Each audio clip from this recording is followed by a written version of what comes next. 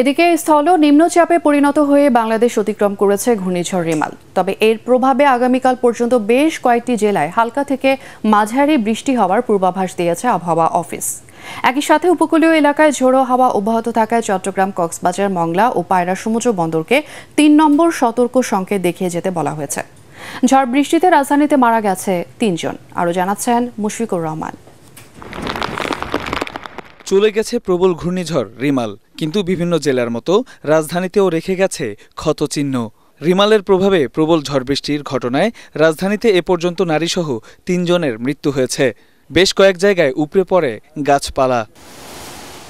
তবে এরই মধ্যে স্থল নিম্নচাপে পরিণত হয়ে রিমাল বাংলাদেশ অতিক্রম করে এখন পার্শ্ববর্তী দেশ ভারতে। আবহাওয়া অফিস জানিয়েছে, ঝড় চলে গেলেও দেশের কয়েক জেলায় অব্যাহত থাকবে বৃষ্টিপাত। বৃষ্টিপাতের প্রবণতা একটু কমে যাবে এখন, আর বৃষ্টিপাতের প্রবণতা কমে গেলে বাতাসের গতিও কিন্তু অনেকটা কমে যাবে, তাপমাত্রা কিছুটা বৃদ্ধির দিকে চলে যাবে। তবে বৃদ্ধি পেলেও তাপমাত্রা যেন হঠাৎ করে যেন আমাদের সেই তাপ প্রবাহের মধ্যে চলে আসবে, সেই অবস্থা আপাতত এই মুহূর্তে আপাতত নেই।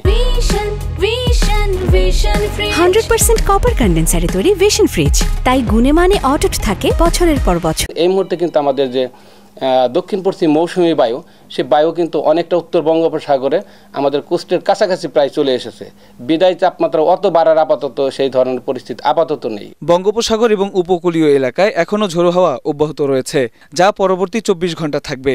এজন্য সাগরে অবস্থানরত মাছ ধরার নৌকা ও ট্রলারকে উপকূলের কাছাকাছি থেকে সাবধানে চলাচল করতে বলেছে আবহাওয়া অধিদপ্তর। চট্টগ্রাম, কক্সবাজার, মংলা এবং পায়রা যে সমুদ্র বন্দরগুলো আছে, তাদেরকে আমরা 3 নম্বর স্থানীয় সতর্কতা সংকেত যে জারি করেছি তা অব্যাহত রাখার জন্য নির্দেশ জারি করা হয়েছে। ঘূর্ণিঝড় রিমালের প্রভাবে চাঁদপুরে সর্বোচ্চ 257 মিলিমিটার বৃষ্টিপাত রেকর্ড করা হয়েছে। এছাড়া চট্টগ্রামে 249 এবং ঢাকায় 224 মিলিমিটার বৃষ্টি হয়েছে। মুশফিকুর রহমান, ATN বাংলা, ঢাকা।